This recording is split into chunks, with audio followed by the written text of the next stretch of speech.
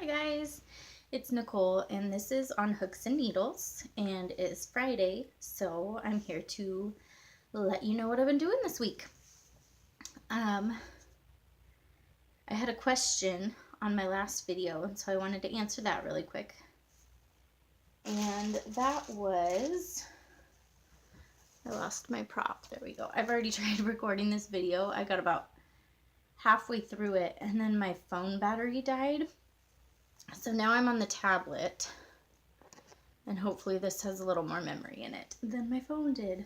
So anyway, back to the question. It was, when I frame my items, do I lace them? And I had looked into that when I first started framing my own pieces, which I've always framed my own pieces. But I looked into that before I did anything else, and it scared me a little bit because from the information that I had seen, you can lace it too tight, and so when you do that, instead of having like a straight line like this, it will kind of go like, you know, it'll be pulled tighter in the area where you laced it, and then it'll kind of sag in the area that's not laced. So that made me a little bit nervous, and I didn't want to mess up, I guess. So what I do when I frame is in Joann's and Hobby Lobby, in the cross stitch and DMC aisle, they also have this sticky board, and I'm not sure exactly what it's called, but it has needlepoint in the name. Oh, actually I'm not on my phone anymore, so I can look up. I took a picture for you guys so I can show you. It has needlepoint in the name. Oh, Needle Art. So it's called Needle Art Peel and Stick Mounting Board for Textile Art. That is what it looks like. That is what I buy. It's like a little thin piece of cardboard, and it's got, you know, and then it's got the peel and stick on one side. So what I do is I leave the cardboard in the big piece, and I leave my fabric in the big piece. So I haven't trimmed anything yet, and I just stick it on there, and you kind of like press out all of the wrinkles and everything, and you can peel up your fabric and stick it down again, and you get it to where you like it. And then I take my picture frame that I have picked out for the project, and I measure the opening, or the glass that it comes with. The glass is a really good thing to measure by, because you know. So I measure that, and then that is what I cut this down to.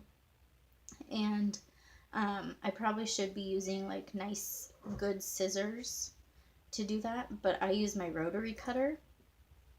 But it's getting pretty dull from this, so I wouldn't recommend that to cut yours, but it works for me. So that is how I frame my pieces. And so, you know, it's nice for these interchangeable ones, because then like they don't get ruined. But also for the ones that, you know, are going to stay in the frame forever. It keeps them nice and taut and looking good. So that is how I frame. And I think she had also asked if I knew any good tutorials. It was quite a while ago when I was looking at the tutorials on YouTube for that, but maybe just look up cross stitch lacing or cross stitch framing. I think that's what I did when I was looking into that myself. So hope that helps you. If anybody else has any questions or comments, or, you know, whatever, just leave them down below and I can answer them next time.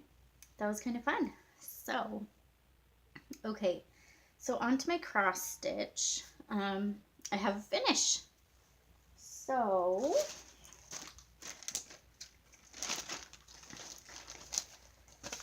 I finished my Nativity Trilogy, and this is Baby Jesus, and this is a Mill Hill kit. So This was my first time beading, so that was really exciting. And I love it. I love the beads in the sheep. Isn't he so cute? It looks like it's wool. And I was showing this to my mom, and she loved the straight stitches for the hay. And I just love it. I have not cut it out yet because I plan on doing 8 more. There's 9 total. And I'm not quite sure how I'm going to finish them yet. I do plan on cutting them all out like it's shown in here, but I've never finished a millhook ornament before, or any ornament really, so I'm not sure how I'm going to do that. So if you guys have any tips or tricks or thoughts or suggestions or anything about that, let me know, please. I would love to hear your input. So there was that. I plan on doing Mary next. So she has been ordered and is, or will be, on her way to me soon. And then in the last video, I had said that I probably wouldn't work on this one, being Forest Snowfall, that I probably wouldn't work on it until I got the thread that I wanted to replace my roof color and the bunny color with, which is Cocoa Bean from Classic Colorworks. Well, I worked on it anyway. You guys know that I had some stuff that I wanted to frog out because I'm changing colors, because I was not happy with the colors that were in there. So I did. I frogged out all of the teal words, and I started on the dark blue that I'm replacing the teal with. I did the forest. Oh, I did this deer. He's new. And I added this tree. And I did some of this snow right there. So I'm loving how this is turning out. I'm just waiting on my cocoa bean to rip that out and put that in. And I think hopefully once I see the cocoa bean color in person, I will love it. And I am super excited about getting that one done. I really like how the colors are turning out since I've been changing them. So, but yeah, so I worked on that. And I only have one other whip that I've been working on. And that is He Is Risen. And last time you had seen I did a little bit of this angel. I hadn't even finished her wing. And that's all that I had done. And so since then,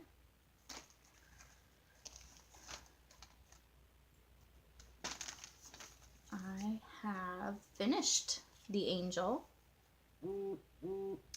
And I went down to this palm tree. And after I was done with the palm tree, I was going to move on to the top of the tomb right here. Well, I was missing 3 colors in this design. And of course that had to be one of the colors that I was missing. So instead, I went over to this green of the other tree or plant or whatever that is. So that is what I did with that. Since then, I have purchased the 3 colors that I'm missing, so now I have everything that I need for that one.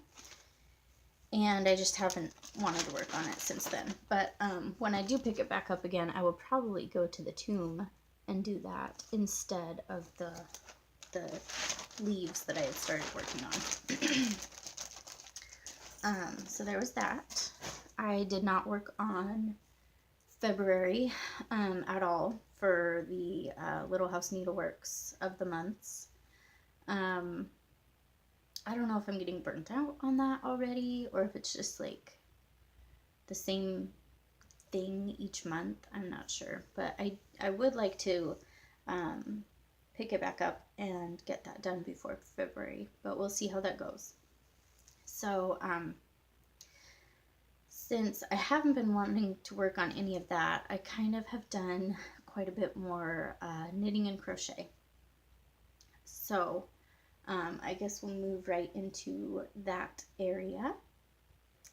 I have a finish from a while ago. This was when I took my little break for a while. But this is by Lisa Much, and I think it's a Gleam or Asunder. I don't remember which, what the pattern name is, but you had seen this as a work in progress. And this is the Biker Chick colorway by Miss Babs. And I don't remember the name of the orange one, but they're both Miss Babs. And it's done. It's blocked. I've worn it a few times. I wore it in the fall before Christmas because I feel like it's more of a fall piece than a Christmas piece. So, and orange is my favorite color, which was why I chose these colors. So, that is done. Like I said, I've worn it a few times. Let me model it for you. But I figured since you guys had seen it as a whip, then you might want to see it as a finish. Oh, I can't do this without my full-length mirror. So anyway, there's that. And oh, I love the drop stitches and the pop of color for the drop stitch rows. I just think it is so cute. But yep, there's that. And what reminded me about this is I started another Lisa Much pattern. Earlier this week she had a free download for one of her patterns, and it is the Auspice. But it was a free download. Her shawl patterns are all about $6 each, so I was like, yes please. And I was looking at it, and it takes 400 yards of a fingering weight yarn. And this yarn has been in my stash for a little while. It is purple, kind of variegated, and it's fingering weight. This is Madeline Tosh, and it is the Tosh Merino Light. So there's 420 yards in this, and the pattern called for 400, so I thought that would work. And this is in the Alizarin, Alizarin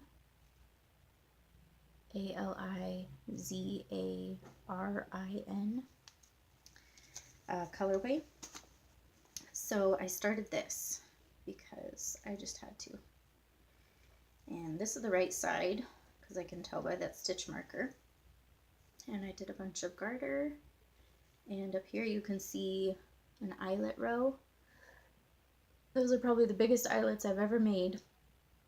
You can stick your whole finger through them.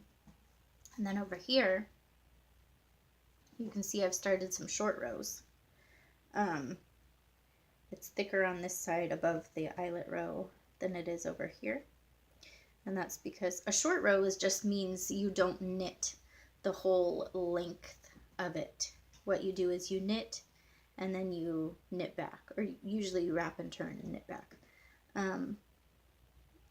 So what the pattern calls for is that you knit and then you do a little bit further, so it's going to keep getting wider over here and kind of go down. But anyway, so I started that. Love it a lot. I think it'll be super cute in the summer, because, or not the summer, the spring. Who wears scarves during the summer?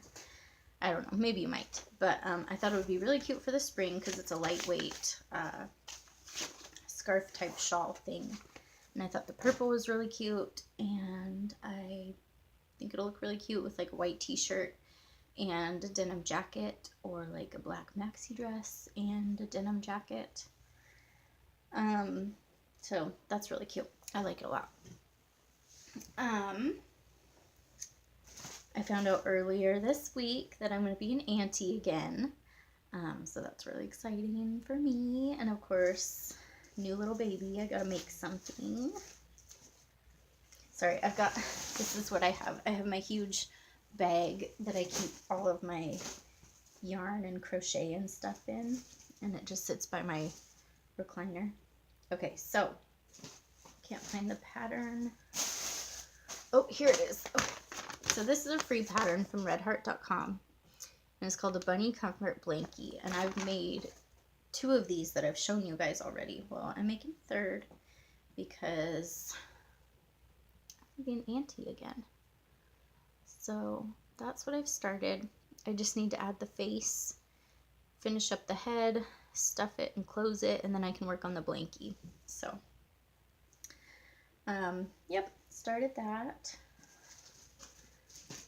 I also have a blanket that I'm making for my youngest daughter, who is 2, because I saw this book at Joann's, and I just had to have it. It's got a bunch of cute blankets in there. And the one I'm making is this one. So it's really cute. It's worked with 2 strands of worsted yarn held together. I'm making, because she sleeps in a toddler bed, and so we've got like the toddler sized bedding, right? With the comforter and everything. She takes her comforter off of her bed and carries it around like it's a blankie. A comforter. Yeah. Like. Anyway, so I was thinking if I made this for her, maybe she would carry this around instead of that big huge comforter. We'll see. So I've started it. Got a few inches going, making hers purple, and that's that. I've been crocheting like crazy, you guys. Okay, 1, 2, 3 more projects to show you. I know, it's ridiculous. I did not work on my knit cardigan at all. And I did not work on my Snuggie. I think it was Michelle at the Striped Rose. She was like, that's so cute. Work on the Snuggie. Yeah, I've always wanted one. But anyway, I haven't worked on it. But what I have worked on is a crochet cardigan. And this is by Heart Hook Home blog.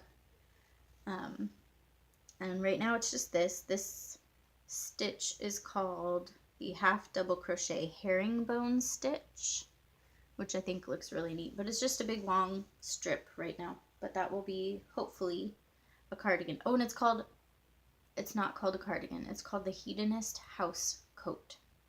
So if you're looking for that pattern, it's on Heart Hook Home, and it's called the Hedonist House Coat.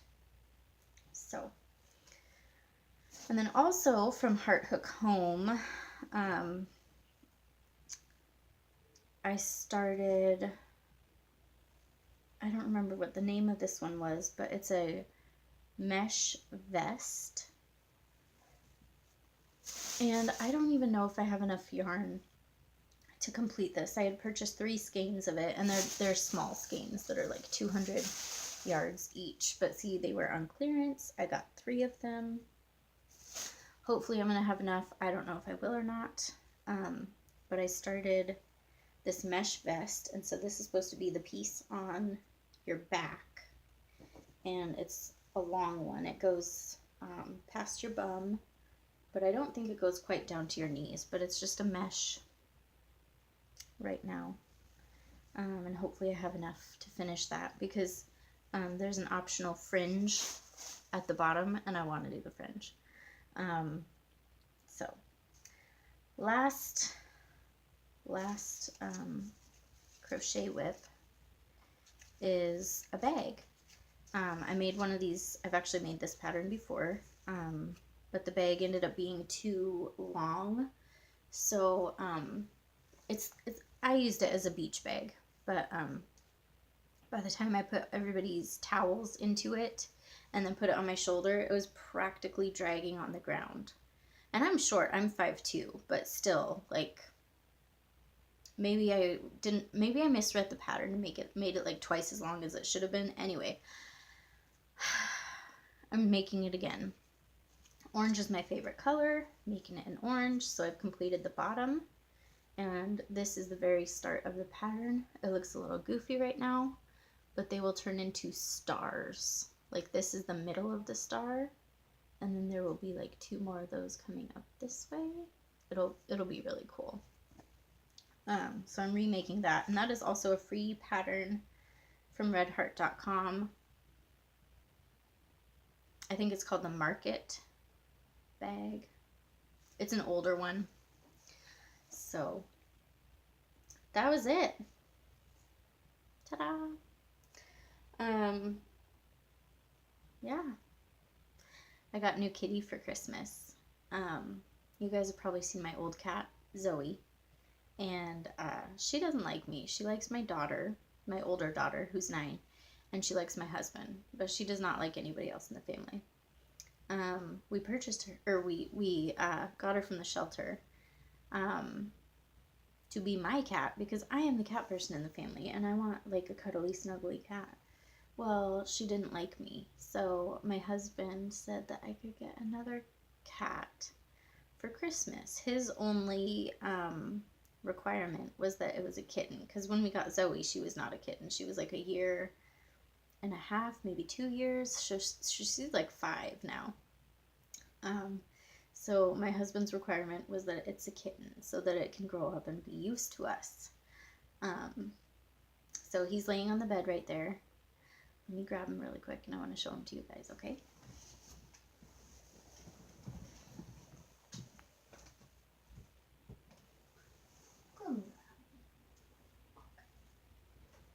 Good job. Yes. Okay, so this is Hunter. This is my Hunter baby. Hi. So we also got him from the shelter. That's usually where we get our pets. And oh, he's so lovely. He's purring. So, but he was 4.5 months when we got him, and we got him 2 days before Christmas. So, and he had a wound when we got him, and so his fur is just starting to grow back. But he was brought into the shelter wounded. So, oh, he's purring. Oh, and he's gone. So anyway, that's all I have. I guess I can let you guys go. It's Friday, so got stuff to do around here. But I'll see you guys next week. Bye.